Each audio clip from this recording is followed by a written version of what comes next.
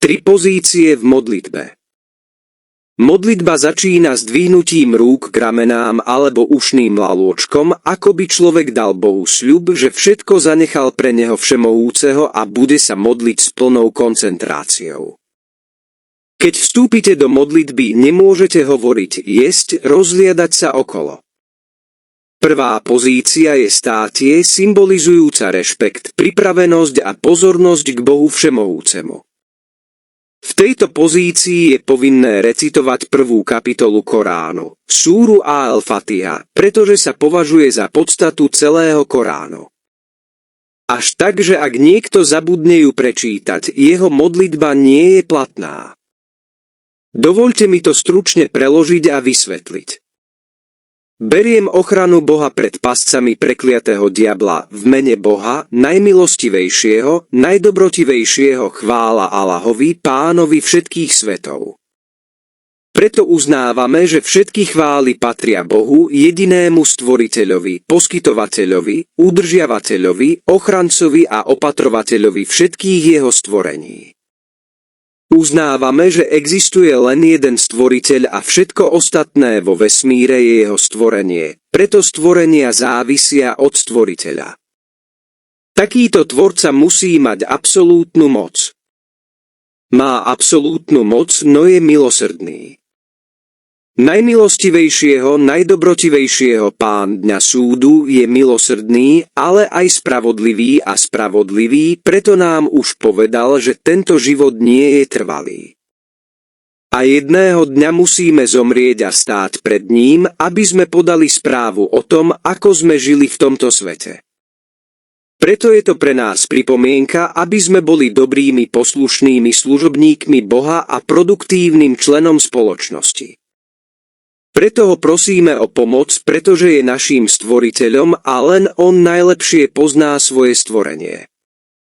Len tebe uctievame a len teba prosíme o pomoc, veď nás po priamej ceste, priama cesta vedie k Božiemu potešeniu. A jeho potešením je istota raja. Cesta tých, ktorí prijali tvoju milosť, tvoje potešenie, veríme, že Boh všemohúci poslal prorokov a poslov, aby nás viedli a poznali nášho stvoriteľa. Takže tí, ktorí počúvali posolstvo a poslúchali Boha všemohúceho, na nich padli jeho požehnania. Preto ho prosíme, aby nás urobil ako týchto ľudí. Nie cesta tých, ktorí si privolali hnev, ani tých, ktorí zablúdili. Tí, ktorí počúvali posolstvo a odmietli alebo ho zmenili, alebo zabili prorokov, čelili Božiemu hnevu a zostali zmetení. Prosíme Boha, aby nám nedovolil byť ako oni. Po tejto kapitole čítame ďalšie verše a potom prechádzame na druhú pozíciu. Druhá poloha je vydutosti. V tejto pozícii sa moslimovia pokorujú pred Bohom všemohúcim, uznávajú jeho veľkosť a podriadujú sa jeho vôli. Tretia pozícia je poklona najbližšie k Bohu všemohúcemu vo svojich modlitbách. Znamená úplnú podriadenosť, bezmocnosť a pokoru. Táto pozícia sa opakuje dvakrát v každej jednotke. Je to skvelá pripomienka, že keď potrebujeme pomoc, pomáha nám len všemohúci Boh. Preto sa na neho musíme vždy obrátiť v akejkoľvek núdzi, nikdy nás nenechá na pokoji. Pomáha nám aj bez toho, aby o to žiadal, napríklad keď sme boli v lone našich matiek. Boli sme slabí, krehkí a bezmocní, rodičia sa o nás starali, keď sme to najviac potrebovali. Pripomína nám to Božiu priazeň.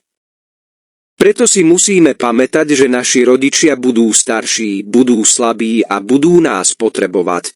Musíme byť k nim oddaní a starať sa o nich tak, ako oni. V islame neexistuje pojem domov dôchodcov. Sme hrdí na to, že sme oddaní svojim rodičom a opatrovníkom. Najdôležitejšie je, že toto je postoj bežný u mnohých prorokov pri modlitbe. Jednotka modlitby začína sľubom, po ktorom nasleduje úcta, podriadenosť a pokora. Jedna jednotka modlitby netrvá ani 2 až 3 minúty. Prvá modlitba má 2 jednotky, takže tieto 3 pozície opakujeme 2-krát. Druhý, tretí a 5. modlitba majú 4 jednotky, takže tieto pozície opakujeme 4-krát a nepresahujeme 10 až 12 minút. 4. modlitba má 3 jednotky, takže tieto 3 pozície opakujeme 3-krát, čo sotva trvá 7 až 9 minút. Spolu venujeme uctievaniu Boha Všemohúcemu len 50 až 55 minút počas 24 hodín dňa i noci. Ak chcete počúvať výzvu k modlitbe alebo 1. kapitolu Koránu, alebo ak chcete poznať 5 základov islamu, alebo ak chcete poznať kroky očistenia, kliknite prosím na tlačidlo späť alebo stlačte domov pre návrat na hlavnú stránku.